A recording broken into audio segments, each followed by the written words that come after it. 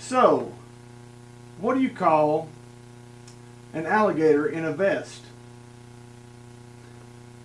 Well, it's an investigator. Hey everybody, welcome to the Everything Bible Show.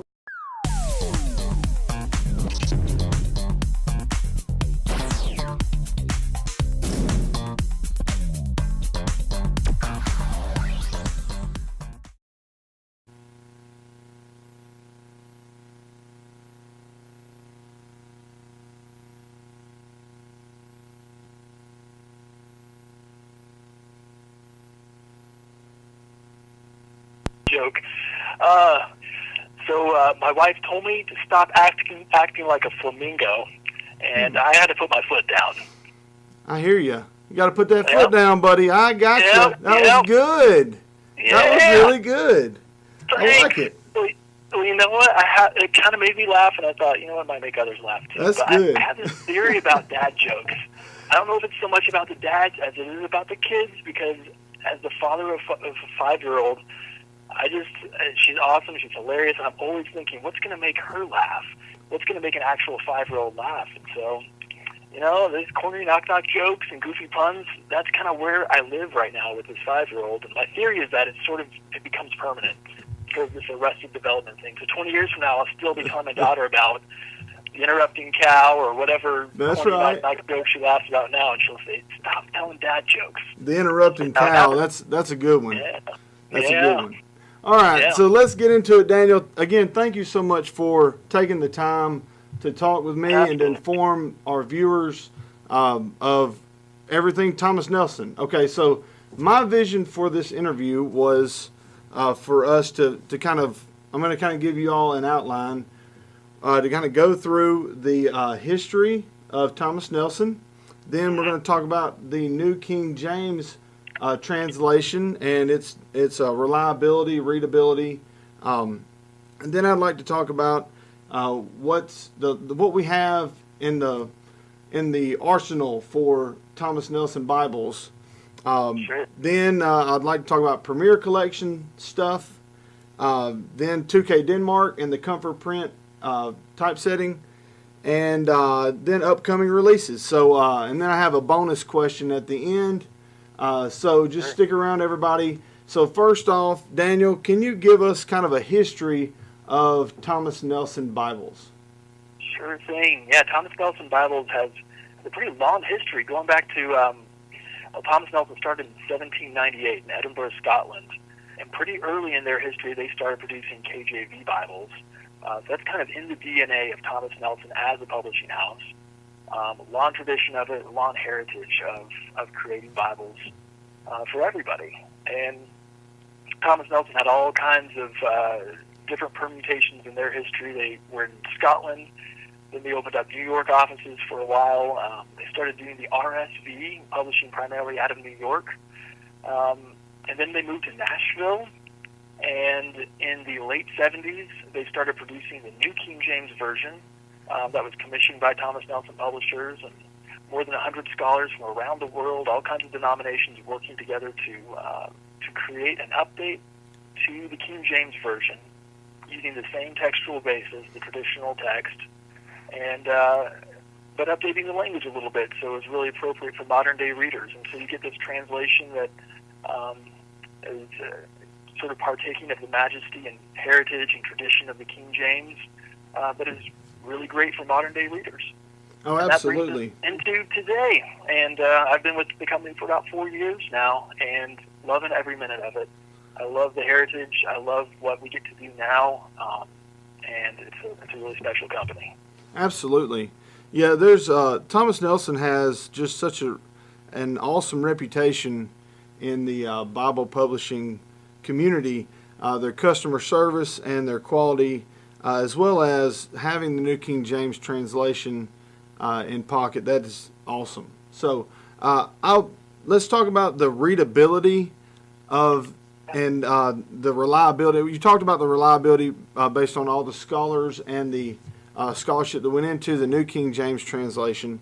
Can you kind of talk about the readability of the translation just a little bit? the verbiage changes from the King James to the New King James? Sure. Yeah, it's a great question. The goal was to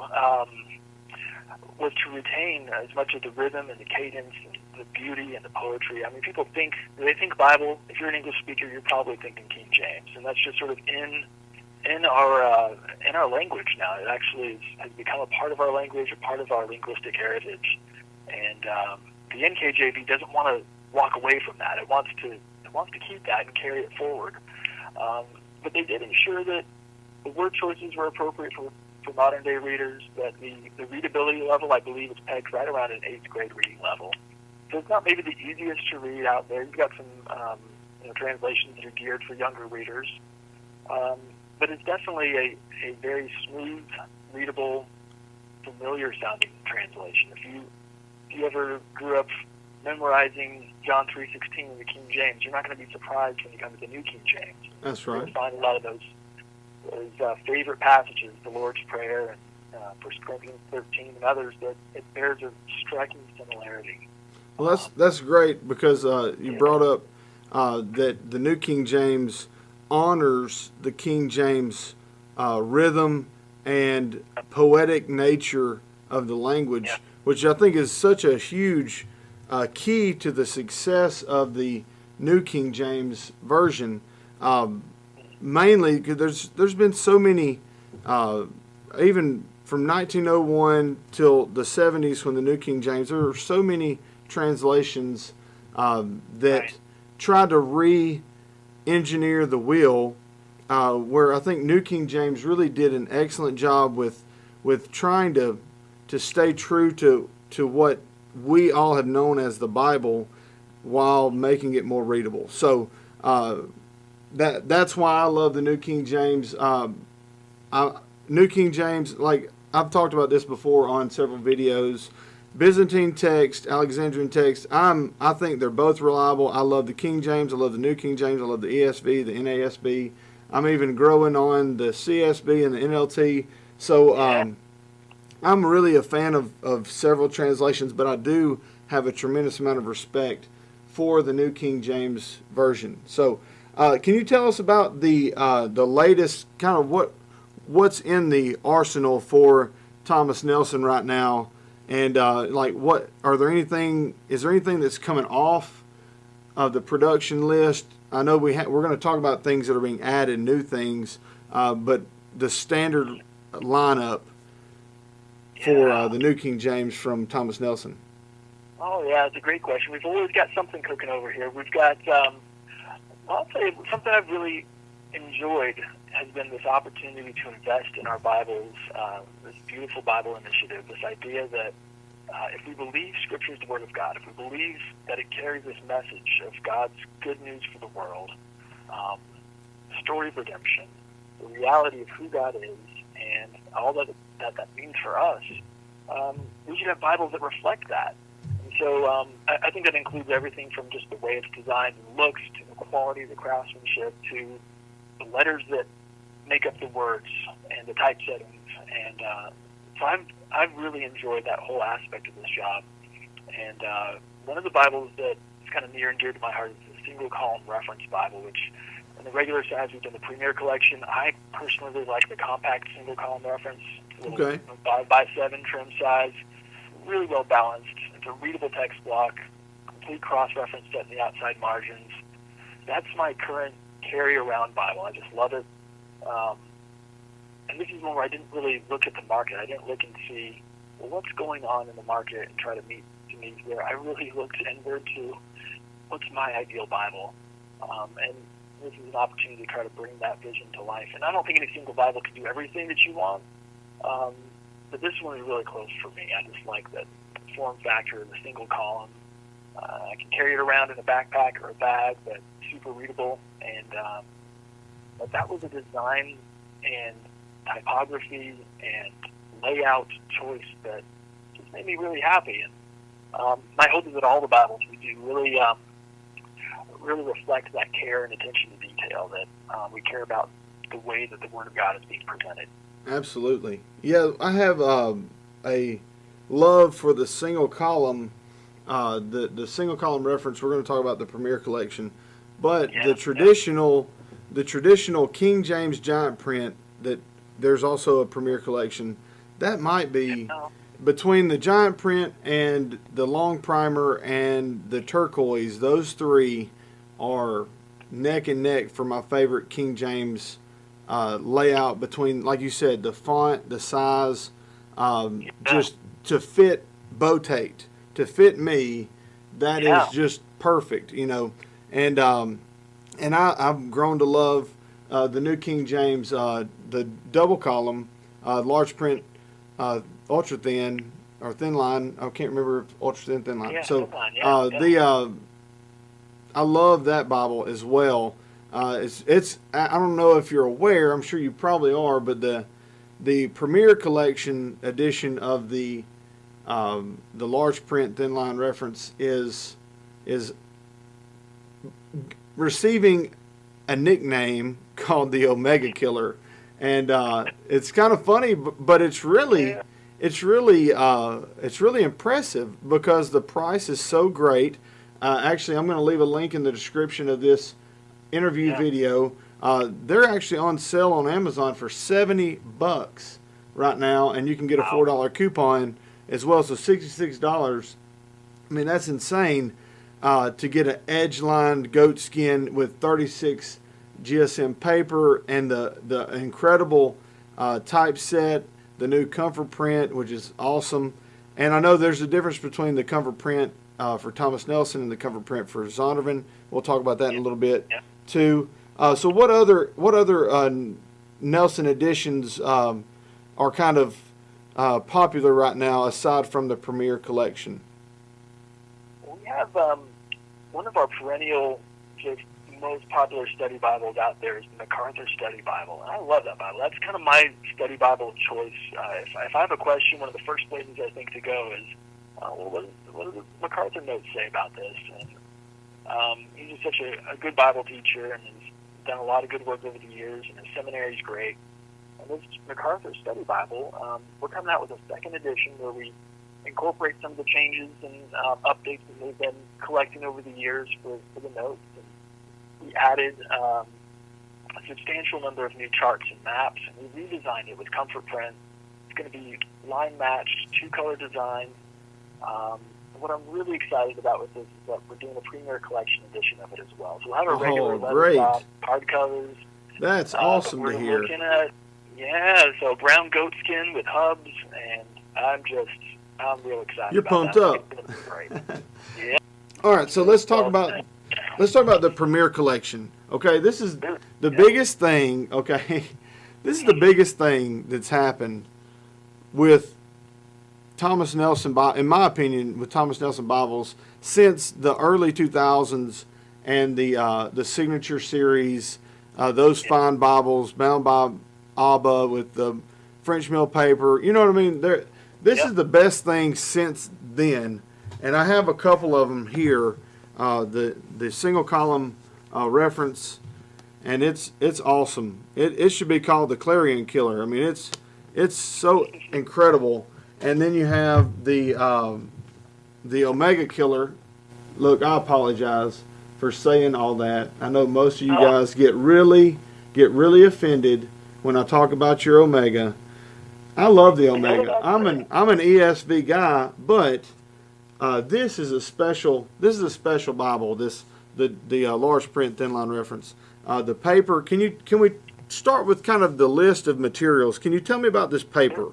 This 36 GSM paper and the two-tone printing. You have the red highlights with the dark black comfort print font.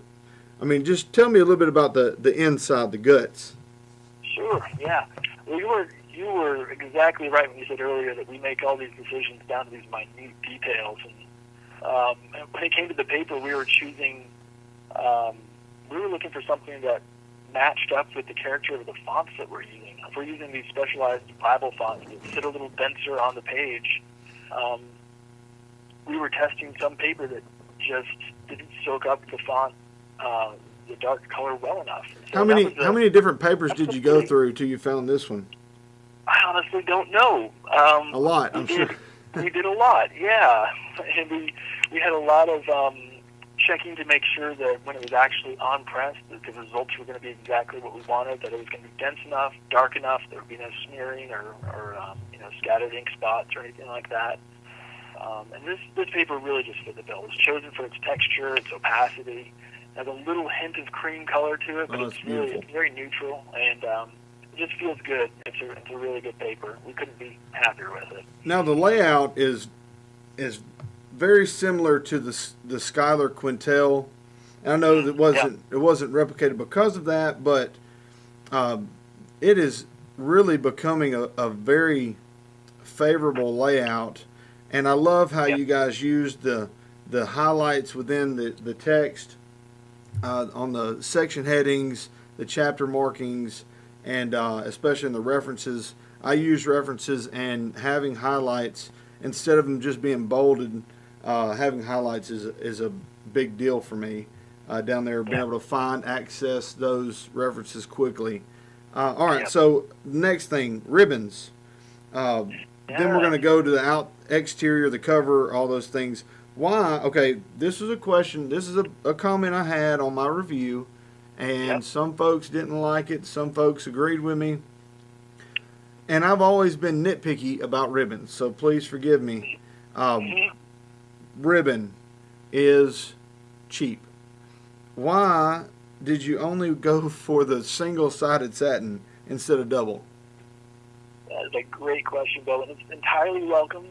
There's this feeling of anything we do in this space, we're standing on the shoulders of giants. And you mentioned some of the inspiration for this edition. Absolutely, we're looking at other Bible publishers out there and thinking about best practices, and but we're learning all the time. We're learning from everything from ancient manuscripts and how they laid out Scripture and how they put commentary to Scripture. And when it came to ribbons, I will confess that we found nice-looking ribbons and I got you. Showed some colors and did 3, and then we came to find out through folks like you and a couple others, there's this thing called double-sided ribbon. There's satin on both sides. Yeah, that's. And I heard that, and I'm super nerdy about that kind of stuff. So I was like, sure enough, it's only satin on one side. So we're taking steps to make sure that the next time around we rectify that. Using double-sided satin ribbons. That's what I'm talking about. You heard it here. You heard it here first. Everybody, Everything Bibles, we're going to get some double-sided satin ribbons in these Premier Collection editions. That's what I'm talking about. Your voice matters. It totally does. We're listening, and we love to hear from people, and we love to learn. Well, that shows the character of the company that you're willing to adapt and to give the customers what they want, So, all right. So that's really cool to hear. I'm excited about the double satin ribbons. It's not a huge deal for me. They are big and wide. I love them. I can change ribbons in about 2 minutes, so it's not a huge deal. But when you're stacking up these Bibles one beside the other, and the potential customer saying, okay, I've got New King James options. I've got an Allen, I've got a Schuyler, and I've got a Thomas Nelson Premier Collection. Little things like that, that's when those little things really matter. The single-sided versus double-sided. Now, when you're comparing those, like right now I could get out the Allen single-column, the single-column New King James, and these Premier Collections will blow it away as far as the paper, the art gilding, all these that would blow away that Allen Bible. Now the cover is the only place where it's different, and we're about to talk about that. But I think seeing those small things like ribbon type, little nerdy things, and even if you added, a little more yap, you could stand out from those others. Plus, being half the price makes a huge difference too. All right, so Daniel, I'm sorry I keep yapping and yapping. I'm sorry. Great. I want to talk about this cover, okay?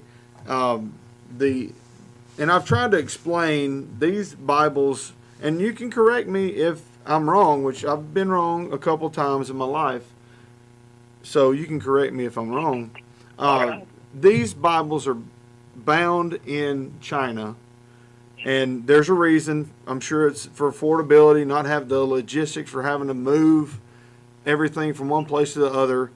So this goatskin's, I think it's really nice, but it's definitely a completely different grain structure than what you'd find from an African or like a Nigerian goat skin, or other goat skins like what Youngblood would use, or other companies like that. Can you tell me if was that a big deal for you guys? Because I know Holman uses the same type goat skin. All their stuff's bound in China, and then, like, I'm not knocking China, y'all. China has some quality printings and quality bindings, so don't get on the whole anti-China train, because they're coming along and producing some great products. So what were there any other options for choosing goat skin, or was this kind of all they had to choose from with regards to selection of grain and style? I guess you could only choose calf skin or goat skin, and this is all they really had. Is that? No, they had quite a selection. Okay. A lot of different options, and we did consider bringing in, like, sourcing this material from elsewhere and bringing it in.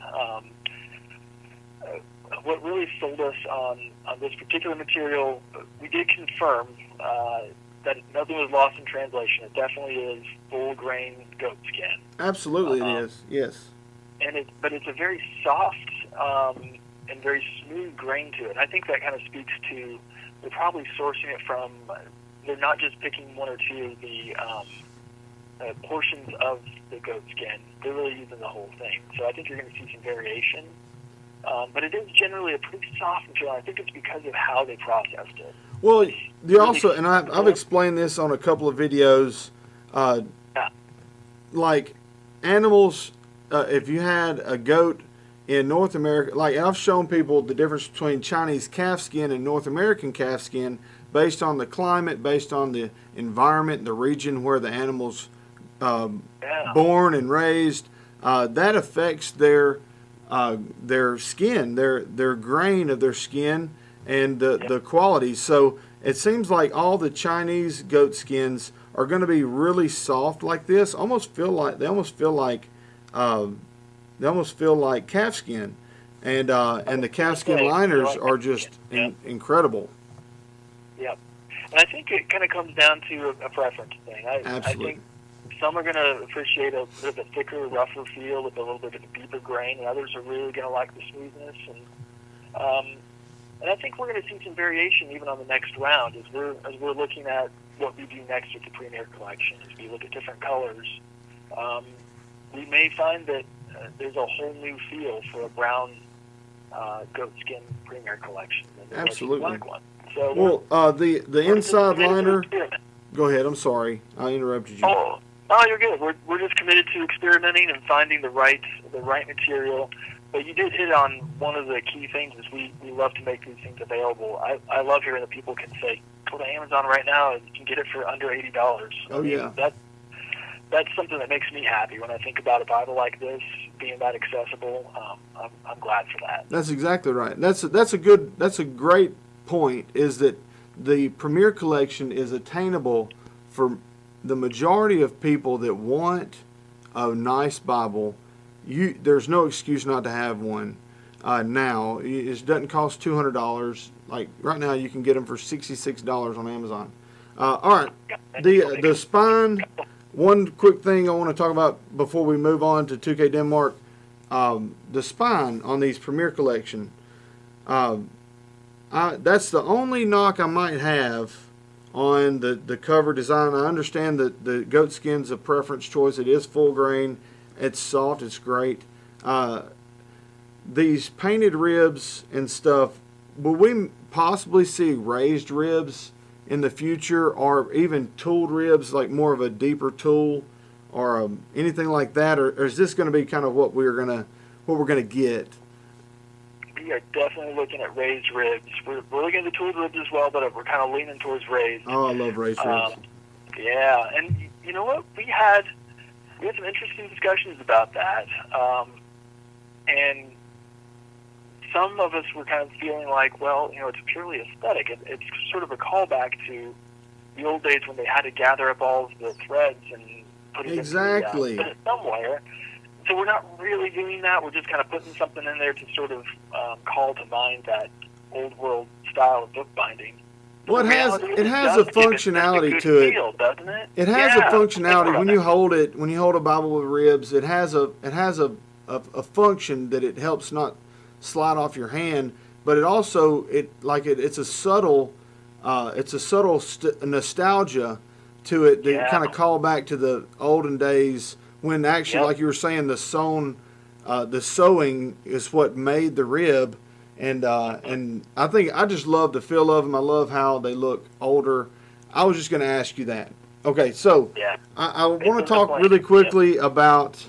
I'd like to talk really quickly about 2K Denmark and maybe specifically working with claws and the design, how that worked. How long did it take to develop the Thomas Nelson comfort print, and what was it like working with them? We had some technical issues there. Back to the question. Okay, Daniel. Tell us about the 2K Denmark font with the King James, and then move into the New King James, please. Sure, yeah. Working with 2K Denmark, with Klaus and Thomas and Magnus and Heidi and all of those guys, it was just wonderful. Great experience. We are treasures in the world of Bible publishing. They're incredibly generous with their expertise. They're so good at what they do that they're so quick to share with us as Bible publishers to ensure that we're making the best possible Bibles. And for the process of coming up with the King James typeface, that was the first one that we did with them. And the King James had the most natural story to tell. It had such a long story, great tradition there. So they were able to dig into the history of the translation and Thomas Nelson's heritage as the steward of that translation. And we were able to tell that story in the form of a typeface that was created to really feel like a King James Bible. I think they nailed it. It's amazing. It feels like it's part of our identity now as King James publishers. Excellent. And then the New King James was an iteration of that King James font, which is appropriate. The New King James itself is an iteration of the translation from the King James Bible. So they took those same letter forms, but they modernized them a little bit, gave them a little bit of an edge, and really created something that is similar but distinct. And again, it just tells the story of the NKJV in font form. It's amazing. Absolutely. So I can't say enough good things about them. They're great to work with, and they are in so many ways responsible for what I think is really a renaissance in Bible publishing. We're seeing such a resurgence in really high-quality Bibles and attention to detail, and really caring about presenting God's Word beautifully.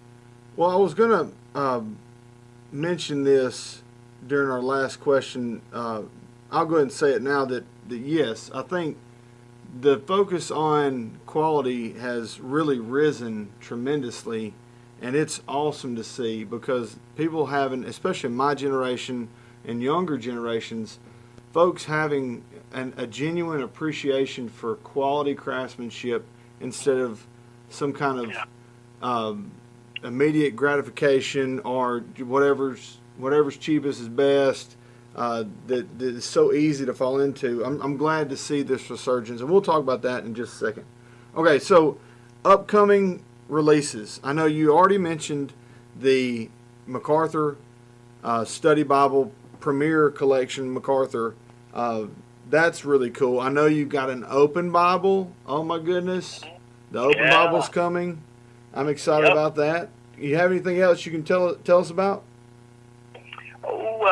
We've got this is a recent release, the Wiersbe Study Bible. We're really proud of how that turned out. It was such a great privilege to partner with him to bring his commentary and notes alongside the New King James Version. And like you, I'm excited about the Open Bible. That was my first Bible as a kid growing up. It was an NASB Open Bible that my parents gave me. The black bonded leather, I remember that thing like it was yesterday. And I love that we get to bring these new editions out.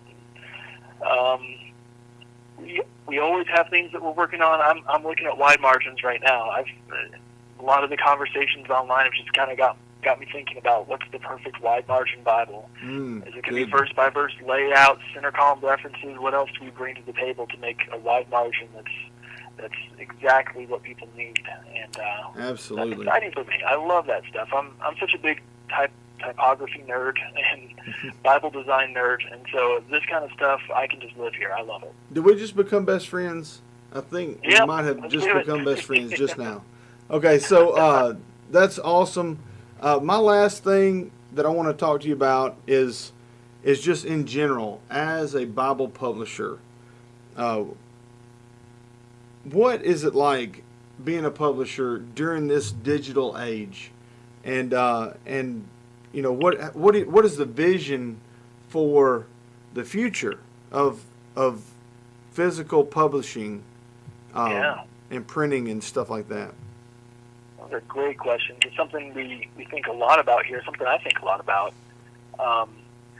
It's no secret there's been a huge shift in how people buy books and how people read content. And I know that there was a time when people were sort of saying, "Oh, it's the end of print," but that hasn't really been the case. Instead, we've seen sort of a plateau in ebook sales, and in some cases, a resurgence in print sales. But it's changed. It's definitely changed from what it was 15 years ago or 10 years ago. Well, 10 or 15 years ago, this interview would be on paper. You know, that's one thing. This interview would be in a newsletter or on some other form other than on video on YouTube. And so, I mean, I think that the different classifications and forms of media have a specific role that benefits each person. And I think that we cannot think that digital media will ever take the place of physical paper and print. They just have a different purpose. I mean, we read books, we read the Bible so that we have a connection. We connect with the story, we connect with the scriptures, we connect with our God. And it's hard to do that when it's so easily accessible by touching an app, and there's so much more tangibility with opening a physical Bible, and there's so much more relatability to a story when you can open up a physical book. I think as we have become accustomed to this digital age, it has kind of placed those different types of media into different slots. So you have stories that are whatever, they're going to be, on emails and blog posts, and but then, Catcher in the Rye, I'm going to probably have a handheld, I'm going to hold that one. And I think that it just depends on the person, really, but I think they each have their own special complementary function in our society. What do you think? I think there's something to that. I think there are two components to this conversation. I think you're exactly right when it comes to specific books. Some books are great. If it's just summer reading, throw it on the Kindle, take it to the beach. But if it's something like a Bible or a classic, there's something special about the print version. And we've seen that borne out in the market. We've seen that when it comes to Bibles, it's both and. People definitely want to go to Bible Gateway, the new version, and have apps on their phone and all that. But that doesn't mean they don't want a nice print Bible. And in fact, I think the fact that you can have a freely accessible portable Bible on your phone has reawakened the sense that when you get a print Bible, you want a nice print Bible. You want something that's quality.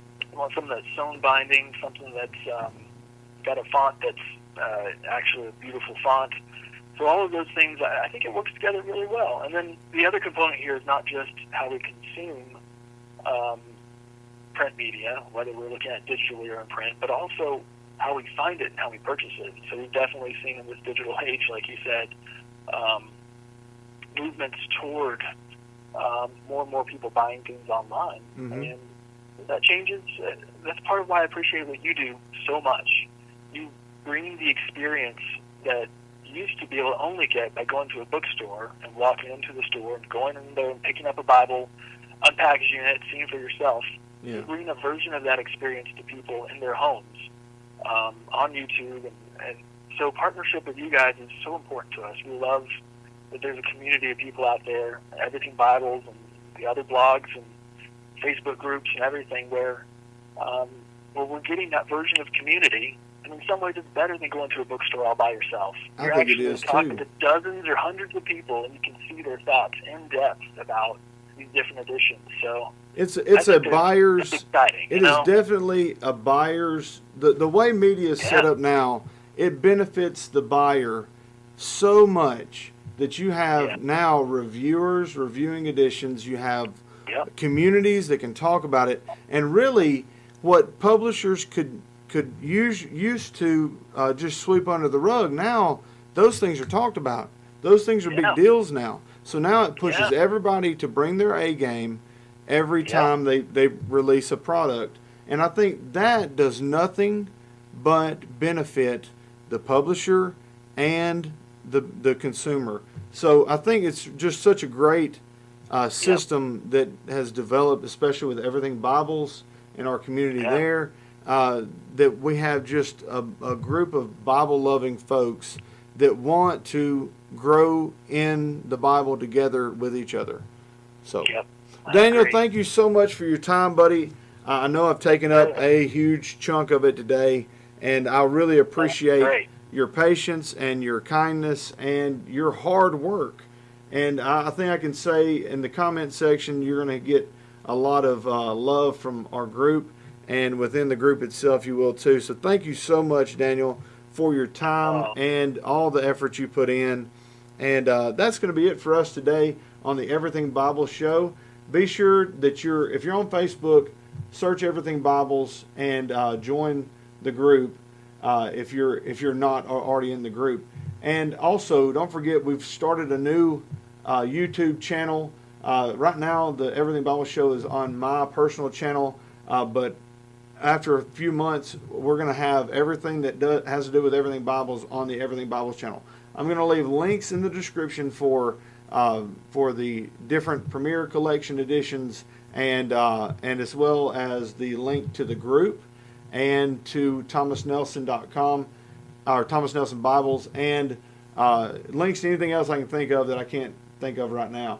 All that, check the description. You'll have a bunch of links to different resources for information. So again, thank you, Daniel. You're awesome, and I appreciate your time. And take care, bud.